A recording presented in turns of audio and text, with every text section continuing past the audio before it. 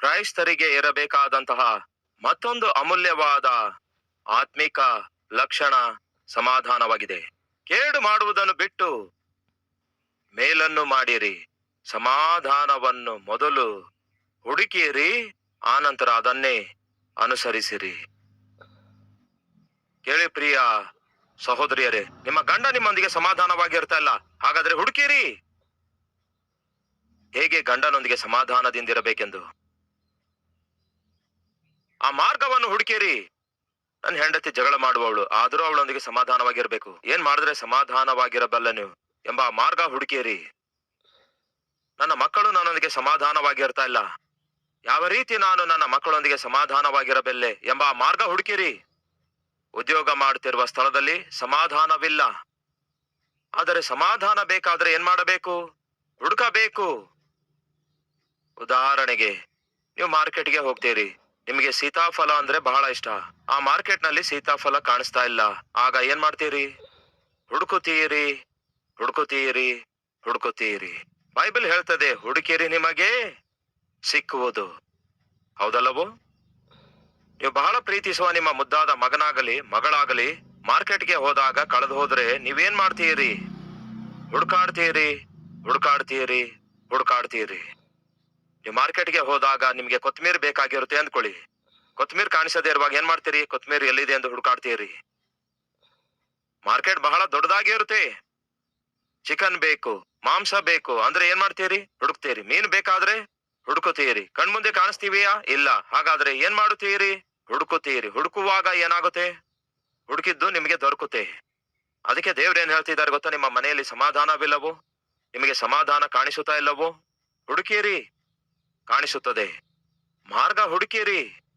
ಹೇಗೆ ನನ್ನ ಗಂಡನೊಂದಿಗೆ ಸಮಾಧಾನವಾಗಿರಬಲ್ಲೆನು, ಹೇಗೆ ನನ್ನ ಹೆಂಡತಿಯೊಂದಿಗೆ ಸಮಾಧಾನವಾಗಿರಬಲ್ಲೆನು ಎಂದು ಫೈಂಡ್ ದ ವೇ.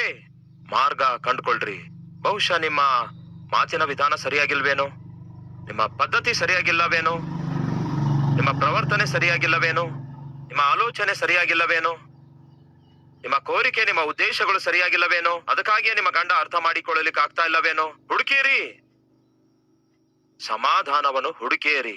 ಎರಡನೇದಾಗಿ ಅನುಸರಿಸಿರಿ. ಅದು ಸಿಕ್ಕಿದೆ ಅನ್ಕೊಳ್ಳಿ, ಅದನ್ನೇ ಅನುಸರಿಸಿರಿ, ಆ ಮಾರ್ಗವನ್ನೇ ಅನುಸರಿಸಿರಿ. ಸಮಾಧಾನ ಮಾತ್ರ ಕಳೆದುಕೊಳ್ಳುವ ಪ್ರಯತ್ನ ಮಾಡಬೇಡಿ. ಮೊದಲನೇದಾಗಿ ದೇವ್ರು ಹೇಳ್ತಾರೆ, ಸಮಾಧಾನವನ್ನು ಪ್ರೀತಿಸಿರಿ. ನೀವು ಯಾವುದನ್ನು ಪ್ರೀತಿಸುತ್ತೀರೋ ಅದನ್ನು ಕಳೆದುಕೊಳ್ಳುವುದಕ್ಕಾಗಿ ಇಷ್ಟಪಡೋದಿಲ್ಲ. ಪೀಸ್ಫುಲ್ ಆಗಿರೋದನ್ನು ನೀವು ಇಷ್ಟಪಟ್ಟಿದ್ದೀರಿ ಅನ್ಕೊಳ್ಳಿ, ಗಂಡನೊಂದಿಗೆ, ಹೆಂಡತಿಯೊಂದಿಗೆ, ಮಕ್ಕಳೊಂದಿಗೆ, ಅತ್ತೆಯೊಂದಿಗೆ, ಸೊಸೆಯೊಂದಿಗೆ, ನಿಮ್ಮ ಸುತ್ತಲಿರುವ ಸಂಬಂಧಿಕರೊಂದಿಗೆ, ಕೆಲಸ ಮಾಡೋ ಸ್ಥಳದಲ್ಲಿರುವ ಸುತ್ತಲಿರುವ ಕಲೀಗ್ಸ್ ಜೊತೆಗೆ ಪ್ರಶಾಂತವಾಗಿ ಜೀವಿಸುವುದನ್ನು ಅಭ್ಯಾಸ ಮಾಡಿಕೊಂಡಿದ್ದೀರಿ ಅಂದ್ಕೊಳ್ಳಿ. ಪ್ರಶಾಂತವಾಗಿರುವುದು ನಿಮಗೆ ಇಷ್ಟವಾಗಿದೆ ಅಂದ್ಕೊಳ್ಳಿ. ಅಂತ ಪ್ರಶಾಂತತೆ ಕಳ್ಕೊಳ್ಬೇಡಿ. ಸಾಧ್ಯವಾದ್ರೆ ಒಂದು ಹೆಜ್ಜೆ ಇಳಿಯುತ್ತೀರಿ. ಏನ್ ಮಾಡ್ತೀರಿ?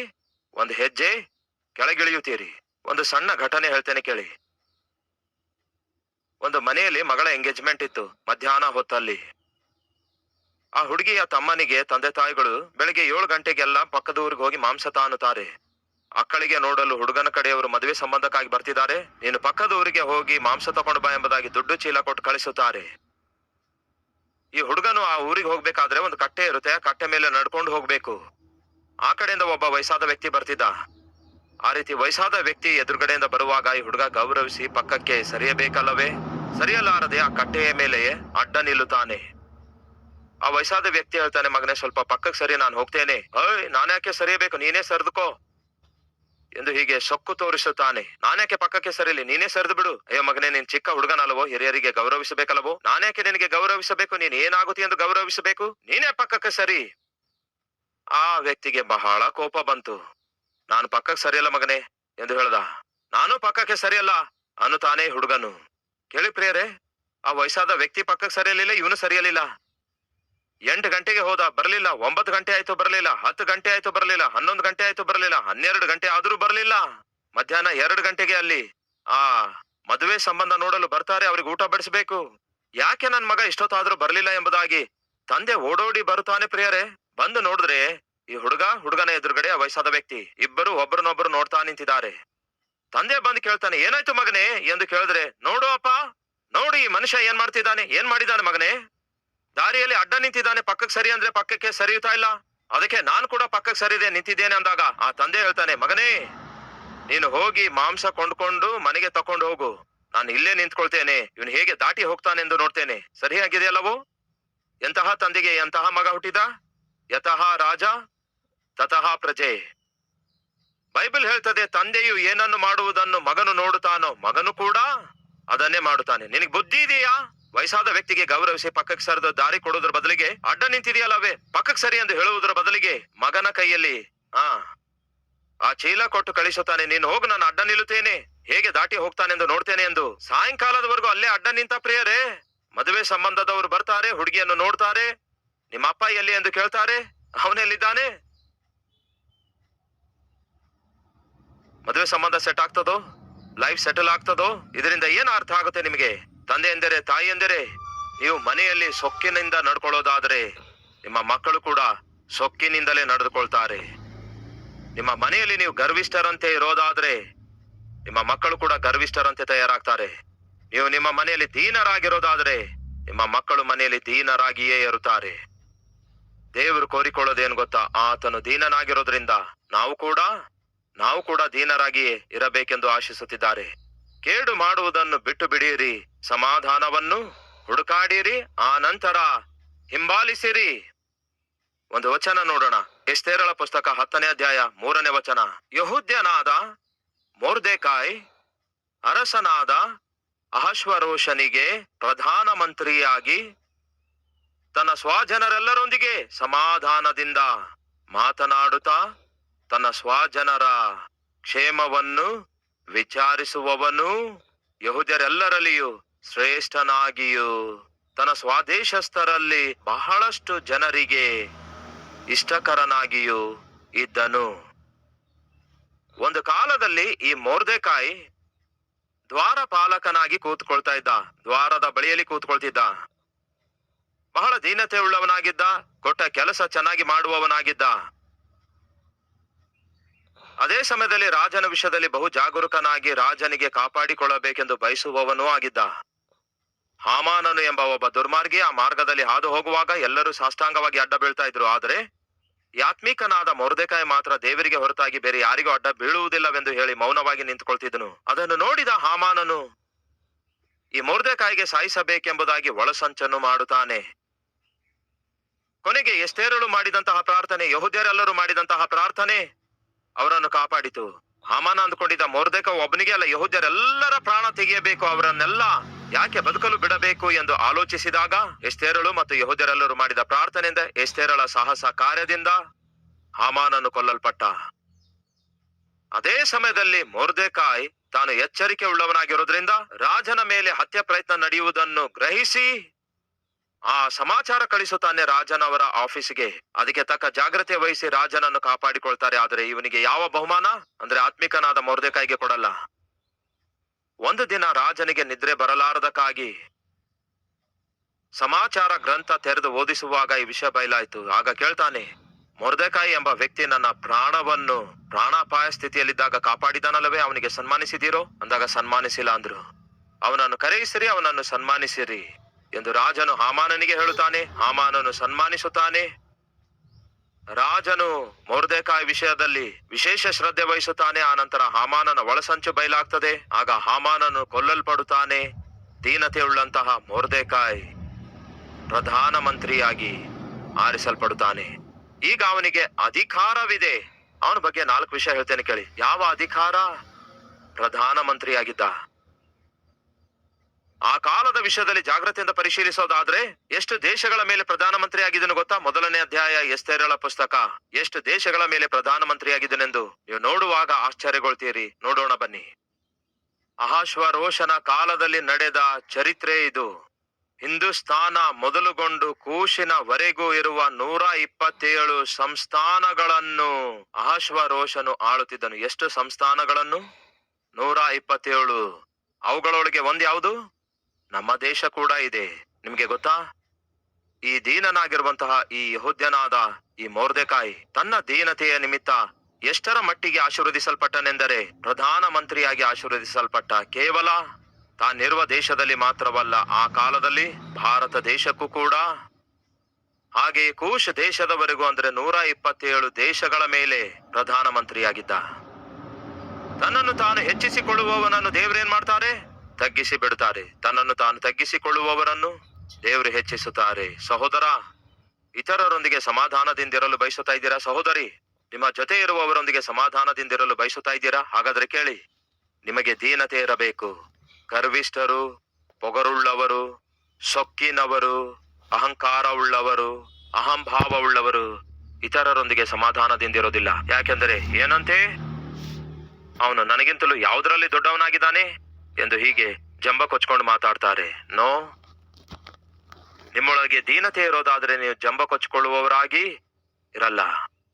ಈಗ ಜಾಗ್ರತೆಯಿಂದ ಕೇಳಿ ಪ್ರಿಯರೇ, ಅವನು ಒಂದು ದೇಶಕ್ಕಲ್ಲ 127 ದೇಶಗಳಿಗೆ ಪ್ರಧಾನ ಮಂತ್ರಿ ಅವನು ಆದಾಗ್ಯೂ ಕೂಡ ಮೊದಲನೇದಾಗಿ ಅಧಿಕಾರ ಉಳ್ಳವನಾಗಿದ್ದ. ಎರಡನೇದಾಗಿ ಎಲ್ಲರೊಂದಿಗೂ ಸಮಾಧಾನದಿಂದ ಮಾತಾಡುವವನಾಗಿದ್ದ. ಮಾತು ಓದಿದಿರಲ್ಲವೇ? ತನ್ನ ಜನರೆಲ್ಲರೊಂದಿಗೆ ಸಮಾಧಾನದಿಂದ ಮಾತಾಡಿದ. ಸಹೋದರ, ಸಹೋದರಿ, ನಿಮ್ಮ ಮನೆಯಲ್ಲಿರುವವರೊಂದಿಗೆ ಮಾತ್ರವಲ್ಲ, ನಿಮ್ಮ ಸುತ್ತಲೂ ಇರುವವರೊಂದಿಗೂ ಕೂಡ, ಅವರೆಲ್ಲರೊಂದಿಗೂ ಕೂಡ ನೀವು ಹೇಗಿರಬೇಕು? ಸಮಾಧಾನದಿಂದಿರಬೇಕು. ಕೆಲವೊಂದು ಜನರಿಗೆ ಎದುರುಗಡೆ ಮನೆಯವರೊಂದಿಗೆ ಆಗಲ್ಲ, ಪಕ್ಕದ ಮನೆಯವರೊಂದಿಗೆ ಆಗಲ್ಲ, ಕೆಳಗಿನ ಮನೆಯವರೊಂದಿಗೆ ಆಗಲ್ಲ, ಮೇಲಿನ ಮನೆಯವರೊಂದಿಗೂ ಆಗಲ್ಲ. ಅಪಾರ್ಟ್ಮೆಂಟ್ ಅಲ್ಲಿ ಇರೋದಾದ್ರೆ ಯಾರೊಂದಿಗೂ ಸರಿಯಾಗಿರಲ್ಲ. ಯಾಕೆಂದರೆ ಯಾರಿಗೂ ನಾನಂದ್ರೆ ಆಗಲ್ಲ. ಬ್ರದರ್, ಯಾಕಾಗಲ್ಲ? ಯಾಕೆ ಆಗಲ್ಲ? ನಿಮ್ಮ ಮಾತು ಸರಿಯಾಗಿರಲ್ಲ, ನಿಮ್ಮ ಪ್ರವರ್ತನೆ ಸರಿಯಾಗಿರಲ್ಲ. ಭಾನುವಾರ ಬಂದ ಕೂಡಲೇ ಬೈಬಲ್ ಇಟ್ಕೊಳ್ತೀರಿ. ಸೋಮವಾರದಿಂದ ಶನಿವಾರದವರೆಗೂ ನೀವು ಮಾಡುವ ವಿನ್ಯಾಸವೆಲ್ಲ ನೋಡುವಾಗ ಅವರಿಗೆ ಸ್ವಲ್ಪವೂ ಇಷ್ಟ ಆಗಲ್ಲ. ದೇವರು ನಿಮ್ಮ ಸಂಗಡ ಇರುವುದಾದ್ರೆ, ನಿಮ್ಮೊಳಗೆ ದೀನತೆ ಇರೋದಾದ್ರೆ, ಕ್ರೈಸ್ತಿಯ ಸಮಾಜವೇ ಕೇಳಿರಿ, ನೀವು ಎಲ್ಲರೊಂದಿಗೂ ಸಮಾಧಾನವಾಗಿ ಇರುತ್ತೀರಿ. ನನ್ನನ್ನು ದ್ವೇಷಿಸುವವರು ಬಹಳ ಜನ ಇರ್ತಾರೆ, ನನ್ನನ್ನು ದೂಷಿಸುವವರು ಬಹಳ ಜನ ಇರ್ತಾರೆ. ಇಂತಹ ವ್ಯಕ್ತಿ ನನ್ನನ್ನು ದ್ವೇಷಿಸಿದಾನೆ ಎಂದು ನನಗೆ ಗೊತ್ತಾಯ್ತು ಅಂದ್ಕೊಳ್ಳಿ. ಒಂದು ವೇಳೆ ಯಾವ್ದಾದ್ರೂ ಒಂದು ಮೀಟಿಂಗ್ ಅಲ್ಲಿ ನನಗೆ ಆತ ಎದುರಾದನು ಅಂದ್ಕೊಳ್ಳಿ, ನಾನು ಅವನ ದ್ವೇಷ ದೂಷಣೆ ಯಾವ್ದು ಮನಸ್ಸಲ್ಲಿ ಇಟ್ಕೊಳ್ಳಲ್ಲ.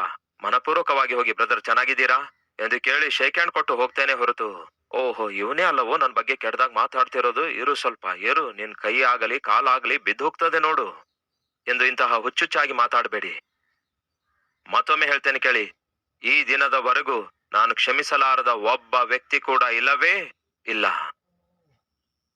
ಯಾರೇ ಆಗಲಿ ಯಾವುದೇ ರೀತಿಯಾಗಿ ನನಗೆ ಕೇಡು ಮಾಡಿದ್ರು, ಯಾರೇ ಆಗಲಿ ಯಾವುದೇ ರೀತಿಯಾಗಿ ನನ್ನ ಬಗ್ಗೆ ತಪ್ಪಾಗಿ ಮಾತಾಡಿದ್ರು, ಅವರು ತಪ್ಪಾಗಿ ಮಾತಾಡಿದ್ರು ಕಾರಣವೇನೆಂದ್ರೆ ಅವರು ತಪ್ಪಿಗಸ್ಥರಾಗಿರೋದ್ರಿಂದ. ನಾನು ಮಾತ್ರ ತಪ್ಪಾಗಿ ಮಾತಾಡಿಲ್ಲ. ಯಾಕೆಂದರೆ ನಾನು ತಪ್ಪಾಗಿ ಮಾತಾಡಲು ಆಶಿಸುತ್ತಾ ಇಲ್ಲ. ಅದನ್ನೇ ಹೇಳ್ತಿದ್ದೇನೆ, ಅವರಿಗೆ ನಿಮ್ಮ ಮೇಲೆ ದ್ವೇಷ ಇರಬಹುದೇನೋ, ಆದರೆ ನಿಮಗೆ ಮಾತ್ರ ಅವರ ಮೇಲೆ ದ್ವೇಷ ಯಾವತ್ತೂ ಕೂಡ ಇರಬಾರ್ದು. ಅವರಿಗೆ ನಿಮ್ಮ ಮೇಲೆ ಅಸೂಯೆ ಇರಬಹುದೇನೋ, ಆದರೆ ನೀವು ಮಾತ್ರ ಅವರ ಮೇಲೆ ಅಸೂಯೆ ಉಳ್ಳವರಾಗಿ ಇರಬಾರ್ದು. ಅವರು ನಿಮ್ಮೊಂದಿಗೆ ಮಾತಾಡಲು ಇಷ್ಟಪಡುವುದಿಲ್ಲವೇನೋ, ಆದರೆ ನೀವು ಮಾತ್ರ ಅವರೊಂದಿಗೆ ಮಾತಾಡಲು ಇಷ್ಟವಿಲ್ಲವೆಂದು ನೀವು ಎಂದಿಗೂ ಹೇಳಬಾರ್ದು. ನಾನು ಕಲಿತ ಪಾಠವೇ ಅದಾಗಿದೆ. ಅವರಿಗೆ ನನ್ನ ಮೇಲೆ ದ್ವೇಷ ಇರಬಹುದು, ಅವರಿಗೆ ನನ್ನ ಮೇಲೆ ಅಸೂಯೆ ಇರಬಹುದು, ಅವರಿಗೆ ಮಾತ್ರ ನನ್ನ ಮೇಲೆ ಕೋಪ ಇರಬಹುದು, ಆದರೆ ನಾನ್ ಮಾತ್ರ ಯಾರ ಮೇಲೆಯೂ ಕೋಪದಿಂದಿರಬಾರ್ದು, ದ್ವೇಷದಿಂದಿರಬಾರ್ದು, ಪ್ರತಿಕಾರ ಇಟ್ಕೊಳ್ಬಾರ್ದು, ಮನಸ್ಸೊಳಗೆ ಅಸೂಯೆ ಮಾತ್ರ ಇಟ್ಕೊಳ್ಳಲೇಬಾರ್ದು. ಹಾಗೆ ನಾನು ಜೀವಿಸಬೇಕು ಎಂದು ಆಶಿಸುತ್ತಿದ್ದೇನೆ. ಮತ್ತೆ ನಿಮ್ಮ ಸಂಗತಿ ಏನು? ಎಷ್ಟೋ ಹೆಚ್ಚಿಸಲ್ಪಟ್ಟಂತಹ ಈ ಆತ್ಮೀಕನು ಆಪ್ತರೆಲ್ಲರೊಂದಿಗೆ ಸಮಾಧಾನದಿಂದ ಮಾತಾಡ್ತಾ ಇದ್ದ. ಸಮಾಧಾನದಿಂದ ಮಾತಾಡಿ ನಿಮ್ಮ ಸೊತ್ತೇನ್ ಕಳೆದು ಹೋಗುತ್ತೆ? ಒಂದು ಸಾರಿ ಆಲೋಚಿಸಿರಿ. ಬ್ರದರ್ ಚೆನ್ನಾಗಿದ್ದೀರಾ ಎಂದು ಕೇಳಿದ್ದೀರಿ ಅಂದ್ಕೊಳ್ಳಿ, ನಿಮ್ಮ ಸೊತ್ತೇನು ಹೋಗುತ್ತೆ? ಸಿಸ್ಟರ್ ಚೆನ್ನಾಗಿದ್ದೀರಾ ಎಂದು ಕೇಳಿ, ನಿಮ್ಮ ಸೊತ್ತೇನಾದ್ರೂ ಹೋಗುತ್ತಾ? ನಾನ್ ಯಾಕೆ ಹಾಗೆ ಮಾತಾಡ್ಲಿ? ಹೋಗ್ತೀರಿ, ಹೊರಟು ಹೋಗ್ತೀರಿ. ಸೊತ್ತಲ್ಲ, ನೀವೇ ಹೊರಟೋಗ್ತೀರಿ. ಸಮಾಧಾನದಿಂದ ಮಾತಾಡ್ರಿ. ಅವರಿಗೆ ನೀವಂದ್ರೆ ಇಷ್ಟ ಇಲ್ಲದೆ ಇರಬಹುದು, ನಿಮಗ್ ಮಾತ್ರ ಅವ್ರು ಇಷ್ಟ ಆಗಿರ್ಬೇಕು. ಸಮಾಧಾನದಿಂದ ಮಾತಾಡಿ. ಮೊದಲನೇದಾಗಿ ಅಧಿಕಾರ ಉಳ್ಳವನಾಗಿದ್ದ, ಎರಡನೇದಾಗಿ ಆಪ್ತರೆಲ್ಲರೊಂದಿಗೆ ಸಮಾಧಾನದಿಂದಿರುವವನಾಗಿದ್ದ, ಮೂರನೇದಾಗಿ ಆಪ್ತರೆಲ್ಲರ ಕ್ಷೇಮವನ್ನು ಕೋರುವವನಾಗಿದ್ದ. ಎಲ್ಲರೂ ಚೆನ್ನಾಗಿರ್ಬೇಕು. ಕೇಳು ಸಹೋದರ ಸಹೋದರಿ, ನಿಮ್ಮ ಹೃದಯದೊಳಗೆ ಸಮಾಧಾನ ಇರುವಾಗ ನೀವೇನ್ ಮಾಡ್ತೀರಿ ಗೊತ್ತಾ? ಎಲ್ಲರ ಕ್ಷೇಮವನ್ನು ಕೋರಿಕೊಳ್ಳುತ್ತೀರಿ. ಯಾರೊಬ್ಬರಿಗೂ ಕೇಡು ಮಾಡುವ ಪ್ರಯತ್ನ ಮಾಡೋದಿಲ್ಲ. ಈಗ ತಾನೇ ಒಂದು ವಚನ ಓದಿದೆವು, ಏನೆಂದು? ಕೇಡು ಮಾಡುವುದನ್ನು ಬಿಟ್ಟು ಸಮಾಧಾನವನ್ನು ಹುಡುಕಿ ಹಾರೈಸಿರಿ. ನಿಮ್ಮ ಒಳಗೆ ಕೇಡು ಮಾಡುವ ಹೃದಯವಾಗಲಿ, ಹಾಗೆ ಕೇಡು ಮಾಡುವ ಆಲೋಚನೆಯಾಗಲಿ, ಅವರು ನಷ್ಟ ಹೋಗ್ಬೇಕು, ಅವರು ನಾಶನವಾಗಬೇಕು, ಅವರು ಹಾಳಾಗ್ಬೇಕು, ಪತನವಾಗ್ಬೇಕು, ಬಿದ್ದು ಹೋಗ್ಬೇಕು. ಇತರರ ಕುರಿತಾಗಿ ನಿಮ್ಮ ಮನಸ್ಸಿನೊಳಗೆ ಕೇಡು ಕಲ್ಪಿಸುವ ಆಲೋಚನೆಗಳಿರೋದಾದ್ರೆ ನಿಮ್ಮ ಹೃದಯ ಸಮಾಧಾನದ ಹೃದಯವಲ್ಲ ಎಂದರ್ಥ. ಅದು ದುಷ್ಟ ಹೃದಯ ಆಗಿರುತ್ತೆ. ಈ ಮೊರ್ದೆಕಾಯಿ ಬಗ್ಗೆ ಓದುವಾಗ 4 ವಿಷಯಗಳು ಗೊತ್ತಾಗ್ತವೆ. ಮರೆಯಬೇಡಿರಿ. 1, ಅಧಿಕಾರ ಉಳ್ಳವನಾಗಿದ್ದ, ಆಪ್ತರೆಲ್ಲರೊಂದಿಗೆ ಸಮಾಧಾನ ಉಳ್ಳವನಾಗಿದ್ದ, ಆಪ್ತರೆಲ್ಲರ ಕ್ಷೇಮ ಕೋರಿದವನಾಗಿದ್ದ, ಕೊನೆಯದಾಗಿ ಆಪ್ತರೆಲ್ಲರಿಗೂ ಇಷ್ಟಕರವಾಗಿ ಜೀವಿಸಿದ. ಆದರೆ ಅಲ್ಲಿ ಒಂದು ಮಾತಿದೆ. ಸತೀಶ್ ಕುಮಾರ್ ಆದ ನನ್ನನ್ನು ಕಂಡ್ರೆ ಎಲ್ಲರಿಗೂ ಇಷ್ಟ ಅಂತೀರಾ? ಏನಂತೀರಿ? ಇಷ್ಟವೋ? ಚಾನ್ಸೇ ಇಲ್ಲ. ಯೇಸು ಕ್ರಿಸ್ತನು ಅಂದ್ರೆ ಎಲ್ಲರಿಗೂ ಇಷ್ಟವೋ? ಚಾನ್ಸೇ ಇಲ್ಲ. ಪ್ರಪಂಚದಲ್ಲಿ ಬಹಳವಾಗಿ ಪ್ರೀತಿಸಲ್ಪಟ್ಟಂತಹ ರಕ್ಷಕನು ಯಾರಾದರೂ ಇರೋದಾದರೆ ಯೇಸು ಕ್ರಿಸ್ತನಾಗಿದ್ದಾರೆ. ಹಾಗೆಯೇ ಬಹಳ ದ್ವೇಷಿಸಲ್ಪಟ್ಟ ದೇವರು ಯಾರು ಗೊತ್ತಾ? ಯೇಸು ಕ್ರಿಸ್ತನೇ ಆಗಿದ್ದಾರೆ. ಪ್ರಪಂಚದಲ್ಲಿ ಬಹಳವಾಗಿ ಪ್ರೀತಿಸಲ್ಪಟ್ಟ ಗ್ರಂಥ ಯಾವುದು ಗೊತ್ತಾ? ಪರಿಶುದ್ಧ ಸತ್ಯವೇದ. ಹಾಗೆಯೇ ಬಹಳ ದ್ವೇಷಿಸಲ್ಪಟ್ಟ ಗ್ರಂಥವು ಕೂಡ ಯಾವುದು ಗೊತ್ತಾ? ಈ ಪರಿಶುದ್ಧ ಸತ್ಯವೇದವೇ. ಮಗಳು ನಾವೆಲ್ಸ್ ಗಳನ್ನು ತಂದು ಓದಿದ್ರು ಕೂಡ ತಂದೆ ಏನು ಹೇಳಲ್ಲ. ವೀಕ್ ಲೀಫ್ ತಂದು ಓದಿದ್ರು ಕೂಡ ತಂದೆ ಏನು ಅನ್ನಲ್ಲ. ಮಗನು ಅರ್ಧನಗ್ನವಾಗಿರುವಂತಹ ಒಂದು ಮಾಸಿಕ ಪತ್ರಿಕೆ ಕೊಂಡುಕೊಂಡು ಮನೆಗೆ ತಂದ್ರು ಕೂಡ ಅದೇನೋ ಮಗನೇ ಅಂದಾಗ ಏನೂ ಇಲ್ಲ ಡ್ಯಾಡಿ ಅಂದ್ರೆ ಆಯ್ತು ಪರವಾಗಿಲ್ಲ ಅನ್ನುತ್ತಾನೆ. ಆ ನಂತರ ಆ ಪುಸ್ತಕ ನೋಡಿದ್ರೆ ಕೆಲವು ಚಿತ್ರ ಅರ್ಧನಗ್ನವಾಗಿ ಕಾಣಿಸಿದ್ರು ಕೂಡ ಈ ದಿನಗಳಲ್ಲಿ ಇದು ಕಾಮನ್ ಆಗ್ಬಿಟ್ಟಿದೆ ಎಂದು ಹೀಗೆ ಸಮರ್ಥಿಸಿಕೊಳ್ಳುತ್ತಾನೆ ಆ ತಂದೆ. ಅದೇ ಮಗನು ಕೈಯಲ್ಲಿ ಬೈಬಲ್ ಹಿಡ್ಕೊಂಡು ಬಂದ ಅಂದ್ಕೊಳ್ಳಿ. ಏಯ್, ಏನೋ ಅದು? ಅಪ್ಪ, ನನ್ನ ಸ್ಕೂಲಲ್ಲಿ ನನ್ನ ಫ್ರೆಂಡ್ ನನಗೊಂದು ಬೈಬಲ್ ಕೊಟ್ಟಿದ್ದಾನೆ. ಏಯ್, ಆ ಬೈಬಲ್ ಅನ್ನು ಎಂದಿಗೂ ಕೂಡ ನೀನು ಮನೆಗೆ ತರಲೇಬಾರ್ದು. ಹೆಂಡತಿ ಒಂದು ವೇಳೆ ರಹಸ್ಯವಾಗಿ ಬೈಬಲ್ ಓದುವುದಾದ್ರೆ, ಏನದು? ಏನು ಓದುತ್ತಾ ಇದ್ದಿ? ಏನಿಲ್ರಿ, ಬೈಬಲ್ ಓದುತ್ತಾ ಇದ್ದೇನೆ. ಸಾಯಿಸ್ತೇನೆ ಬೈಬಲ್ ಓದಿದಿ ಅಂದ್ರೆ. ಯಾಕೆ ಅಷ್ಟು ಕೋಪ? ಯಾಕೆ ಬೈಬಲ್ ಓದಿದ್ರೆ ಅಷ್ಟು ಕೋಪ ಪ್ರಿಯರೇ? ಯಾಕೆ ಯಾರಾದ್ರೂ ಬೈಬಲ್ ಮನೆಗೆ ತಂದ್ರೆ ಅಷ್ಟೊಂದು ಕೋಪ? ಅರ್ಥ ಮಾಡಿಕೊಳ್ಳಿರಿ. ಪ್ರಪಂಚದಲ್ಲಿ ಬಹಳವಾಗಿ ಪ್ರೀತಿಸಲ್ಪಟ್ಟಿದೆ ಈ ಬೈಬಲ್. ಪ್ರಪಂಚದಲ್ಲಿ ಬಹಳವಾಗಿ ದ್ವೇಷಿಸಲ್ಪಡ್ತಿರೋದು ಕೂಡ ಈ ಬೈಬಲೇ. ಕೇಳಿ ಸಹೋದರ ಸಹೋದರಿಯರೇ, ಹಾಗೆಯೇ ನೀವು ಕೂಡ ಎಲ್ಲರಿಗೂ ಇಷ್ಟಕರವಾಗಿ ಇಲ್ಲದೇ ಇರಬಹುದು. ಅಲ್ಲಿ ಒಂದು ಮಾತಿದೆ ನೋಡಿರಿ. ಏನಂತಿದೆ? ತನ್ನ ಸ್ವಜನರೆಲ್ಲರೊಂದಿಗೆ ಮೊರ್ದೆಕಾಯಿ ಸಮಾಧಾನದಿಂದ ಮಾತಾಡ್ತಾ ಇದ್ದನು, ಅದು ಅವನಿಂದ ಆಗ್ತಾ ಇತ್ತು. 2ನೇದು, ತನ್ನ ಸ್ವಜನರ ಕ್ಷೇಮವನ್ನು ವಿಚಾರಿಸುವವನಾಗಿದ್ದನು, ಕ್ಷೇಮ ವಿಚಾರಿಸುತ್ತಾ ಇದ್ದನು, ಅದು ಅವನಿಂದ ಆಗ್ತಾ ಇತ್ತು.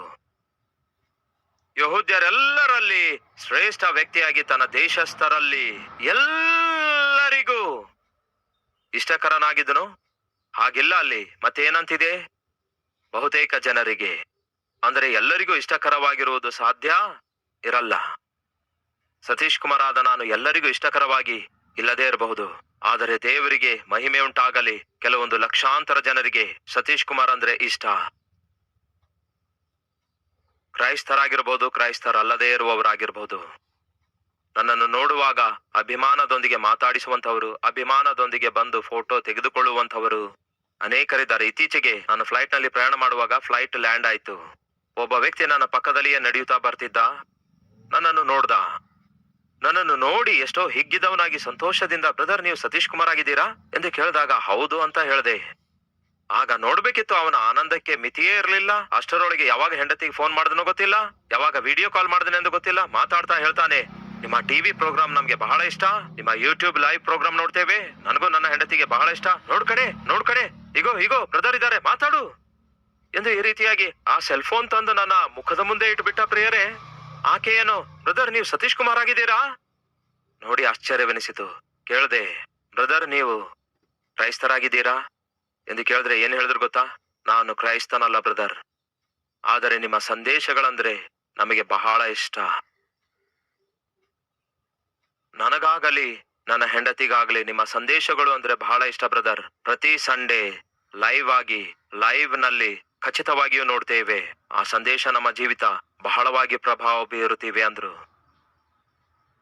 ಅವನ ಆನಂದ, ಅವನ ಸಂತೋಷ, ತಕ್ಷಣ ಅವನ ಹೆಂಡತಿಗೆ ಫೋನ್ ಮಾಡುವಂಥದ್ದು. ಆಕೆ ಕೂಡ ಆ ವಿಡಿಯೋ ಕಾಲ್ ನಲ್ಲಿ ನೋಡಿದಾಗ ಎಷ್ಟೋ ಆನಂದ ಪಡ್ತಾ ಇದ್ಳು. ದೇವರಿಗೆ ಮಹಿಮೆ ಆಗಲಿ. ಸತೀಶ್ ಕುಮಾರ್ ಎಲ್ಲರಿಗೂ ಇಷ್ಟವಾಗಿಲ್ಲದೆ ಇರಬಹುದು, ಆದರೂ ಧೈರ್ಯದಿಂದ ಹೇಳಬಲ್ಲೆ, ಬಹಳ ಜನರಿಗೆ ಇಷ್ಟ. ಅದು ಹೇಗೆ ಸಾಧ್ಯವಾಯಿತೆಂದರೆ ನನ್ನ ಹೃದಯದೊಳಗಡೆ ಇರುವ ನನ್ನ ದೇವರಿಂದಲೇ ಸಾಧ್ಯವಾಯಿತು. ಕೇಳು ಸಹೋದರ ಸಹೋದರಿ, ಅಧಿಕಾರಿಯಾಗಿ ನೀವಿರಬಹುದು, ಅಧಿಕಾರವನ್ನು ನೀವು ಹೊಂದಿರಬಹುದು, ಆದರೂ ಸಹ ಎಲ್ಲರೊಂದಿಗೂ ಸಮಾಧಾನವಾಗಿರಿ, ಎಲ್ಲರ ಕ್ಷೇಮವನ್ನು ಕೋರಿರಿ, ಎಲ್ಲರೊಂದಿಗೆ ಪ್ರೀತಿಯಿಂದ ಮಾತಾಡಿರಿ. ಎಲ್ಲರೂ ನಿಮಗೆ ಇಷ್ಟಪಡದೇ ಇರಬಹುದು, ಖಚಿತವಾಗಿಯೂ ಕೆಲವರು ಮಾತ್ರ ನೀವಂದ್ರೆ ಪ್ರಾಣ ಕೊಡುವಷ್ಟು ಇಷ್ಟವನ್ನು ಅವರಲ್ಲಿ ಕಲ್ಪಿಸಬಹುದು. ಹೇಗೆ? ಕ್ರಿಸ್ತನು ನಿಮ್ಮೊಳಗೆ ಸಮಾಧಾನವನ್ನು ಉಂಟು ಮಾಡುವುದಾದರೆ. ಈ ದಿನ ಒಂದು ತೀರ್ಮಾನ ತೆಗೆದುಕೊಳ್ಳುವಿರಾ? ಸಾಧ್ಯವಾಗುವಷ್ಟರವರೆಗೂ, ಬೈಬಲಲ್ಲಿ ಒಂದು ವಚನವಿದೆ, ನಿಮ್ಮಿಂದ ಆಗುವಷ್ಟರ ಮಟ್ಟಿಗೆ ಪ್ರತಿಯೊಬ್ಬರೊಂದಿಗೆ ಸಮಾಧಾನದಿಂದ ಜೀವಿಸಿರಿ ಎಂದು. ಎಲ್ಲರೊಂದಿಗೂ ಸಮಾಧಾನದಿಂದ ಜೀವಿಸಲು ಆಗದೇ ಇರಬಹುದು, ಆದರೆ ಸಾಧ್ಯವಾಗುವಷ್ಟರ ಮಟ್ಟಿಗೆ ಪ್ರತಿಯೊಬ್ಬರೊಂದಿಗೆ ಸಮಾಧಾನದಿಂದ ಜೀವಿಸಿರಿ. ಆತ್ಮೀಕರಿಗೆ ದೇವರು ಕೊಟ್ಟ ಮಹಾ ದೊಡ್ಡ ವರ ಯಾವುದೆಂದರೆ ಸಮಾಧಾನ. ಒಂದು ಸಾರಿ ಆಲೋಚಿಸಿರಿ, ನಿಮ್ಮ ಜೀವಿತದಲ್ಲಿ ಯಾರೊಂದಿಗಾದರೂ ಸಮಾಧಾನ ಇಲ್ಲವೇನೋ? ಯಾರೊಂದಿಗಾದರೂ ನೀವು ಜಗಳವಾಡಿದ್ದೀರೇನೋ? ಅನಾವಶ್ಯಕವಾದ ಜಗಳಕ್ಕೆ ಒಳಗಾಗಿ ಸಮಾಧಾನ ಕಳೆದುಕೊಳ್ತಾ ಇದ್ದೀರೇನೋ? ಒಂದು ಸಾರಿ ಆಲೋಚಿಸಿರಿ. ಈ ದಿನದಿಂದ ಸಮಾಧಾನವನ್ನು ಹುಡುಕಾಡಿರಿ, ಹಿಂಬಾಲಿಸಿರಿ, ಪ್ರೀತಿಸಿರಿ, ಸಮಾಧಾನವನ್ನು ಹಂಚಿಕೊಡಿರಿ. ಕೊನೆಯದಾಗಿ ಮತ್ತಾಯ ಸುವಾರ್ತೆ 5ನೇ ಅಧ್ಯಾಯದಲ್ಲಿ ಒಂದು ವಚನವಿದೆ, ಏನೆಂದು ಗೊತ್ತಾ? ಸಮಾಧಾನ ಪಡಿಸುವವರು ಧನ್ಯರು. ನೀವು ಸಮಾಧಾನವಾಗಿ ಜೀವಿಸುವುದಾದರೆ, ಸಮಾಧಾನವನ್ನು ಪ್ರೀತಿಸುವುದಾದರೆ, ಇತರರ ನಡುವೆ ಸಮಾಧಾನ ಇಲ್ಲದಿರುವಾಗ ಅವರ ನಡುವೆ ಏನ್ ಮಾಡ್ತೀರಿ? ಅವರಿಗೆ ಸಮಾಧಾನ ಪಡಿಸುವ ಪ್ರಯತ್ನ ಮಾಡ್ತೀರಿ. ನಿಮಗೆ ಗೊತ್ತಿರುವವರಲ್ಲಿ ಯಾರಿಗಾದರೂ ಸಮಾಧಾನವಿಲ್ಲದಿರೋದಾದ್ರೆ, ನಿಮ್ಮಿಂದ ಆಗೋದಾದ್ರೆ ಅವರಿಬ್ಬರ ನಡುವೆ ಸಮಾಧಾನವನ್ನು ಉಂಟು ಮಾಡಿರಿ. ಅಣ್ಣ ತಮ್ಮಂದಿರ ನಡುವೆ ಸಮಾಧಾನ ಇಲ್ಲದಿದ್ರು, ಅಕ್ಕ ತಂಗಿಯಂದಿರ ನಡುವೆ ಸಮಾಧಾನವಿಲ್ಲದಿದ್ರು, ಗಂಡ ಹೆಂಡತಿಯರ ನಡುವೆ ಸಮಾಧಾನವಿಲ್ಲದಿದ್ದರು, ಜೊತೆ ಉದ್ಯೋಗಿಗಳ ನಡುವೆ ಸಮಾಧಾನ ಇಲ್ಲದಿದ್ದರು, ಜೊತೆ ಸ್ನೇಹಿತರ ನಡುವೆ ಸಮಾಧಾನ ಇಲ್ಲದಿದ್ದರು, ನಿಮ್ಮಿಂದ ಸಾಧ್ಯವಾದರೆ ಸಮಾಧಾನ ಪಡಿಸುವ ಪ್ರಯತ್ನವನ್ನೇ ಮಾಡಬೇಕೇ ಹೊರತು ಸಮಾಧಾನವಾಗಿದ್ದವರನ್ನು ಮಾತ್ರ ಶತ್ರುಗಳಾಗಿ ಭಾವಿಸುವ ಪ್ರಯತ್ನ ನಿಮ್ಮ ಜೀವಿತದಲ್ಲಿ ಯಾವತ್ತೂ ಕೂಡ ಮಾಡಬಾರದು. ಸಮಾಧಾನ ಪಡಿಸುವವರು ಧನ್ಯರು. ಅಂತಹ ಧನ್ಯತೆ ದೇವರು ನಮ್ಮೆಲ್ಲರಿಗೂ ಅನುಗ್ರಹಿಸಲಿ. ಬನ್ನಿ ಪ್ರಾರ್ಥಿಸೋಣ.